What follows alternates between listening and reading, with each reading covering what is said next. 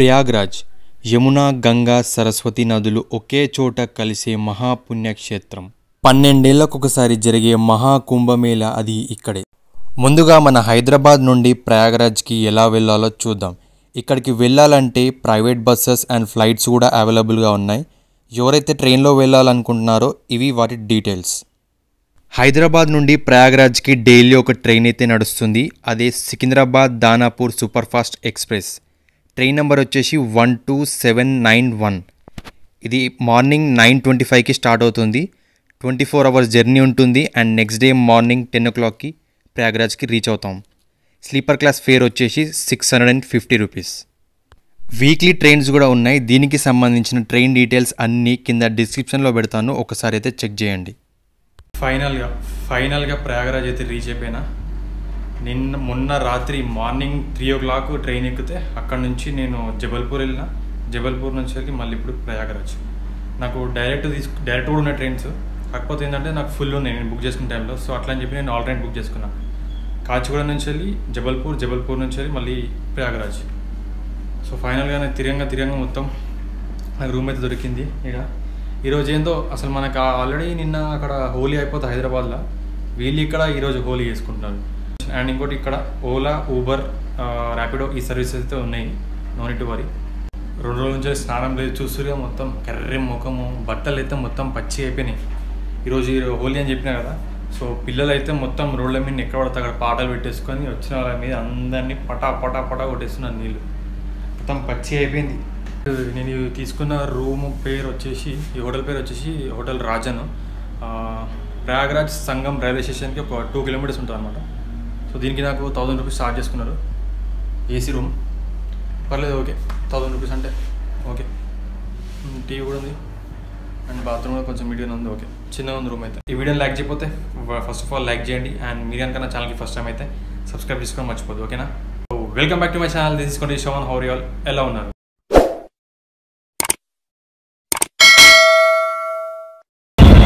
బండి బుక్ చేసుకొని పోతే నీళ్ళు పోస్తానని చెప్పేసి టోటో బుక్ చేసుకున్నా. వీళ్ళ అమ్మ కడుపులో బాగా ఈడ కూడా మొత్తం నీట్నెస్ పడుతుంది. ఇంకా కొడతనే ఉండదు.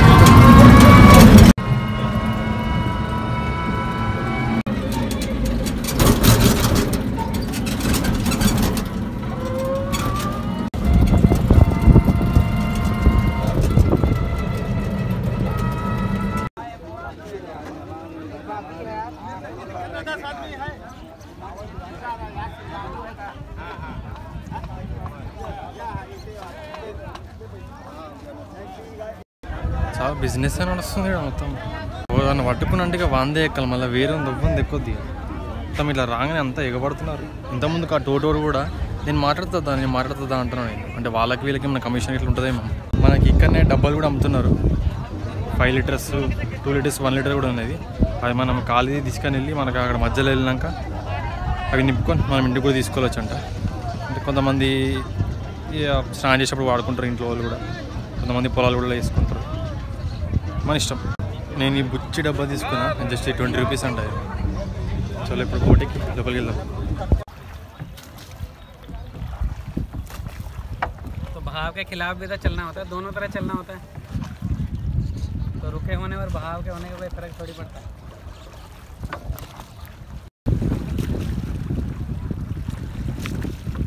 हमने आज छुट्टी ना की, होली ना खेले. आज भी हो रहा है, देख रहा था रास्ते में. ट्रेन में जितने गांव पड़ रहे थे ना, सब में होली चल रही है.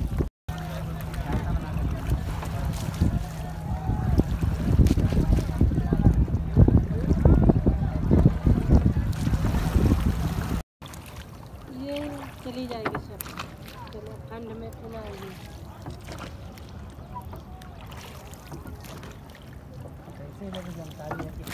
ये ग्रुप में ही चलती हैं. ఇక్కడ సంగం, త్రివేణి సంగం దగ్గర తీసుకొచ్చిండు. ఏదైతే 3 నదులు కలిసాయో, సో ఇక్కడికి వచ్చిన తర్వాత ఇక్కడ స్నానం చేసుకుంటూ స్నానం కూడా చేస్తున్నారు.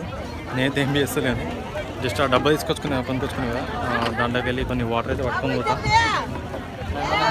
నాతో పాటు ఇంకా 3 వచ్చినుండే, మొత్తం 4 వచ్చినాం ఈ బోట్లో. నాతో పాటు వచ్చిన వాళ్ళైతే వాళ్ళు వెళ్ళిపోయారు. ప్రస్తుతం మనం ఇప్పుడున్నది త్రివేణి సంగం. ఈ చోటనే 3 నదులు కలుస్తాయి. గంగా, యమున, సరస్వతి. ఒకవైపు నుండి యమునా నది, ఇంకొక వైపు నుండి గంగా నది, లోపల నుంచి సరస్వతి నది కలుస్తుందని ఇక్కడ వాళ్ళు చెప్తుంటారు. ఈ ప్లేస్లోనే పూజలు జరిపించి లోపలికి దిగి స్నానాలు అయితే చేస్తుంటారు. మీరు ఇక్కడ చూసుకోవచ్చు, అసలు లోతైతే ఏమీ ఉండదు.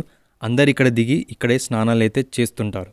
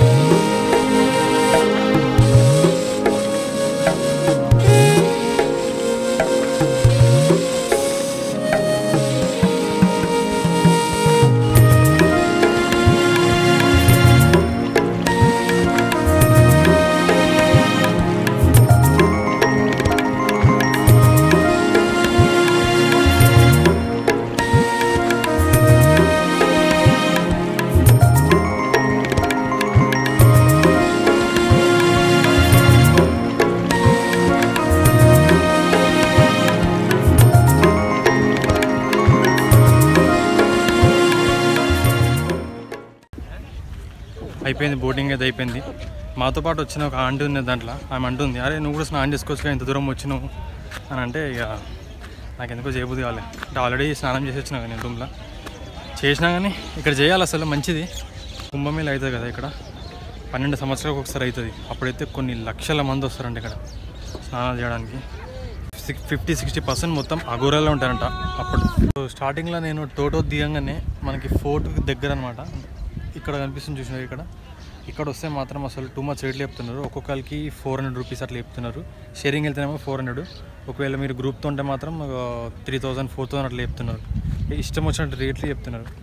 అయితే నేను వాళ్ళ దాంట్లో ఒక ఆయనని మెల్లగా పిలిచి అడిగిన, నాన్న ఇట్లా ఒక్కనే ఉన్నా, కొంచెం చూడన్నా ఇది ఒకటి ఇట్లా కొంచెం మేనేజ్ చేసిన. సో ఆయన ఏం చేసినంటే ఆ ప్లేస్ నుంచి వెళ్ళి కొద్దిగా ముందే తీసుకెళ్ళిపోయింది అనమాట. అక్కడ చెట్టు కనిపిస్తుంది చూడండి, ఎగ్జాక్ట్గా చెట్టు దగ్గరనే. ఎంత 150 రూపీస్ తీసుకున్నాడు షేరింగ్లో. నాతో పాటు ఇంకా 3 ఉన్నారు, 4 అనుకోండి, ఇక డ్రైవర్తో 5. 150 రూపీస్ తీసుకున్నాడు. మళ్ళీ అక్కడికి వెళ్ళిన తర్వాత అక్కడ స్నానం చేయాలంటే ఒకవేళ 20 రూపీస్. నేను స్నానం ఏం చేయలే, కానీ నువ్వు చేసినా చేయకున్నా అక్కడ 20 రూపీస్ అయితే ఇవ్వాలంట. సో అది కథ. ఒకవేళ పూజలు చేయాలంటే కూడా చేయించవచ్చు. పిండదానం అంటారు కదా, పిండదానము పెద్దవాళ్ళకి. అండ్ గంగ పూజ కూడా చేయించవచ్చు. దాన్ని కూడా బాగానే ఛార్జ్ చేస్తున్నారు. దాన్ని కూడా 1000 మీనే. సో మనం ఇక్కడనే ప్యాకేజ్ మాడుకొని పోవచ్చు, అంటే బోటింగ్కి అండ్ మళ్ళీ అక్కడ పంతులకి పూజ అన్నీ మొత్తం కలిపి ఇక్కడనే మాడుకొని పోవచ్చు అనమాట. సో ఇప్పుడు ఇక్కడ నుంచి వెళ్ళి పక్కనే జస్ట్ 1 కిలోమీటర్ 2 కిలోమీటర్స్ ఉంటుంది, హనుమాన్ మందిర్ ఉంటుంది. ఇప్పుడు అక్కడికి వెళ్దాం. సో ఎవరైతే మహాకుంభమేళకి రావాలనుకుంటున్నారో నెక్స్ట్ మహాకుంభమేళ డేట్స్ అయితే అనౌన్స్మెంట్ అయిపోయింది. డేట్స్ వచ్చేసి 2025లో జనవరి 14 నుంచి ఫిబ్రవరి 26 వరకు. సో ఎవరైతే ప్లాన్ చేస్తున్నారో ఇప్పటి నుంచే ప్లాన్ చేసి పెట్టుకోండి, ఎందుకంటే రూమ్స్ దొరకవు. మనకు పక్కనే కనిపిస్తుంది చూడండి, ఇది అక్బర్ ఫోర్ట్. దీన్ని కూడా విజిట్ చేయొచ్చు. చూస్తా, నాతో అయితే విజిట్ చేస్తే లేకపోతే లేదు. నిజంగా చెప్తే మీరు నమ్మరు, పొద్దున్న నుంచి అసలు నేను ఏం తినలేదు. ఇప్పుడు టైం వచ్చేసి 1 or 2 అవుతుంది. ఎంత కూడా తెలియదు, టైం కూడా తెలియదు. జస్ట్ ఒక ఈయనే టోటో దిగంగానే ఒకటి చెరుకు రసం తాగినా, ఇంతవరకు అయితే ఏం తినలేదు. ఫుల్ ఆకలివుతుంది. అసలు చాలామంది ఏం చేస్తారంటే ఇక్కడ నుంచి వెళ్ళి కాశీకి ఎంత 120 కిలోమీటర్స్ ఏమో ఉంటుంది. ఫస్ట్ కాశీకి వెళ్తారు. కాశీ నుంచి వెళ్ళి అక్కడ ఇట్లా టూరిస్ట్ బస్సెస్ ఉంటాయి అన్నమాట. ఇది కనిపిస్తున్నాయండి, ఇవన్నీ టూరిస్ట్ బస్సెసే. అక్కడ నుంచి వెళ్ళి ప్యాకేజ్ లెక్క మాడుకొని వస్తారు. అంటే ఇదొక ప్లేస్, ఇంకో 2-3 ప్లేసెస్ చూపిస్తారు వాళ్ళు. ప్యాకేజ్ ఉంటుంది, ఎంత అనేది నాకు ఎగ్జాక్ట్గా తెలియదు. సో చాలామంది అయితే కాశీకి వెళ్ళి అక్కడ నుంచి వెళ్ళి ఇక్కడికి వస్తారనమాట, ప్రయాగ్రాజ్.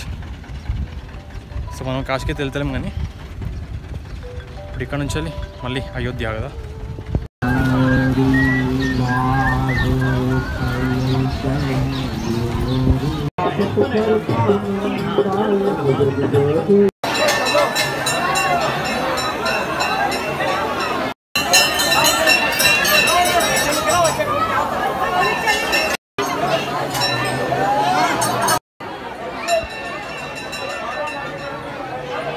బడే హనుమాన్ టెంపుల్ని అయితే దర్శనం చేసుకున్నా.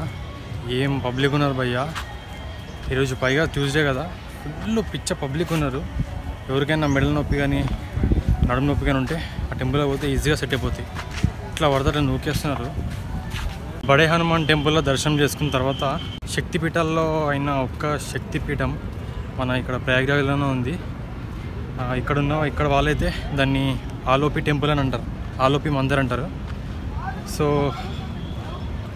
హనుమాన్ టెంపుల్ నుంచి వెళ్ళి ఆలోపి టెంపుల్కి 2 నుంచి 3 కిలోమీటర్స్ ఉంటుంది. సో ఎవరిని అడిగినా కానీ ఆటో వాళ్ళు నేను రాను అని అంటున్నారు. సో ఇదంతా కాదని చెప్పేసి హాఫ్ అన్ అవర్ అవుతుంది నేను వాళ్ళని అడిగి వీళ్ళని అడిగి, అప్పటి నుంచి వెళ్ళి హాఫ్ అన్ అవర్ అవుతుంది నేను వాళ్ళని అడిగి వీళ్ళని అడిగి, ఎవరు చూసినా టోటో వాళ్ళు రానంటున్నారు. సో సపరేట్గా నేను నడుచుకుంటూ వెళ్ళిపోతున్నాను. చాలా మటుకు మొత్తం ఈ ప్రయాగ్రాజ్లో ఆటోల కంటే టోటోలే ఎక్కువ ఉన్నాయి, బ్యాటరీవి.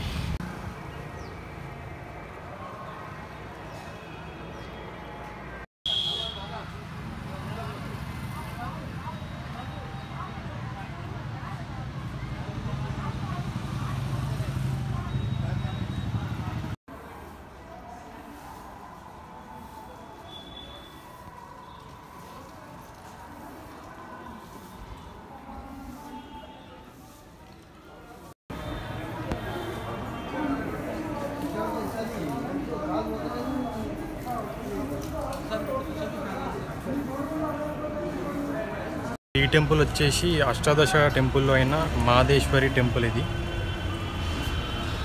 ఇక్కడికి వచ్చేసరికి టెంపుల్ అయితే క్లోజ్ అయిపోయింది. 4:30కి ఓపెన్ చేస్తారంట. కొంచెం సేపు వెయిట్ చేసి దర్శనం చేసుకుని వెళ్తాం. లోపల ఎట్లుంటుందో ఒకసారి చూపిస్తా చూడండి. జస్ట్ అంటే ఒక పీఠం లాగానే ఉంటుంది, అమ్మవారు విగ్రహం అయితే ఏముండదు, జస్ట్ ఒక పీఠం లాగానే ఉంటుంది.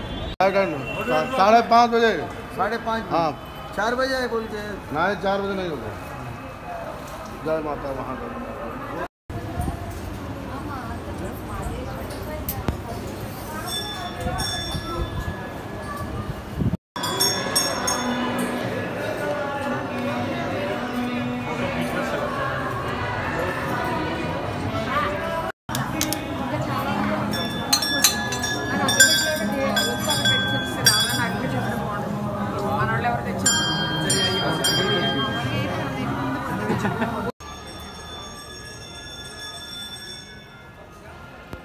ఇప్పుడు నేను చూపించిన ఈ 3 ప్లేస్లే కాకుండా ఇంకా ఇక్కడ చూడాల్సిన ప్లేసెస్ ఉన్నాయి. అవి ఏంటంటే నాగవాసుకి టెంపుల్, భరద్వాజ్ మహర్షి ఆశ్రమం, ఆనంద్ భవన్. ఇది జవహర్లాల్ గారి ఇల్లు.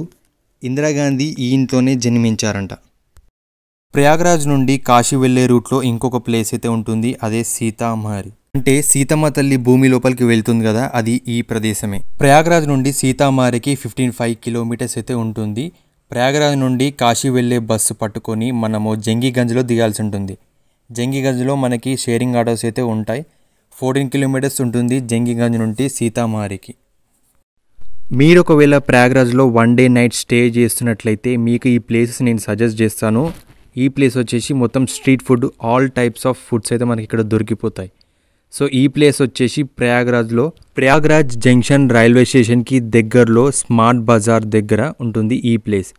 సో ఈ ప్లేస్లో ఖచ్చితంగా ట్రై చేయాల్సింది glass pizza and small momos. ఈ రెండైతే ఖచ్చితంగా ట్రై చేయండి, చాలా చాలా బాగున్నాయి. Return to Hyderabad. ప్రయాగ్రాజ్ నుండి సికింద్రాబాద్కి డైలీ ఒక ట్రైన్ అయితే నడుస్తుంది, అదే సికింద్రాబాద్ ఎక్స్ప్రెస్. ట్రైన్ నెంబర్ వచ్చేసి 12792. రాత్రి 8 గంటలకి స్టార్ట్ అవుతుంది, 25 గంటల జర్నీ ఉంటుంది. అండ్ నెక్స్ట్ డే నైట్ 9:30కి మనము సికింద్రాబాద్కి రీచ్ అవుతాం. స్లీపర్ క్లాస్ ఫేర్ వచ్చేసి 650 రూపీస్. ఐ హోప్ ఈ వీడియో మీకు నచ్చిందని అనుకుంటున్నాను. ఒకవేళ నచ్చితే కనుక వీడియోని లైక్ చేయడం మర్చిపోద్దు. అండ్ వీడియోలో మీకు ఏమైనా డౌట్ ఉంటే కామెంట్ సెక్షన్లో కామెంట్ చేయండి. మీరు కనుక నా ఛానల్కి ఫస్ట్ టైం అయితే సబ్స్క్రైబ్ చేసుకొని పక్కనున్న బెల్ని యాక్టివేట్ చేసుకోండి. So thank you so much for watching. Take care. Bye bye.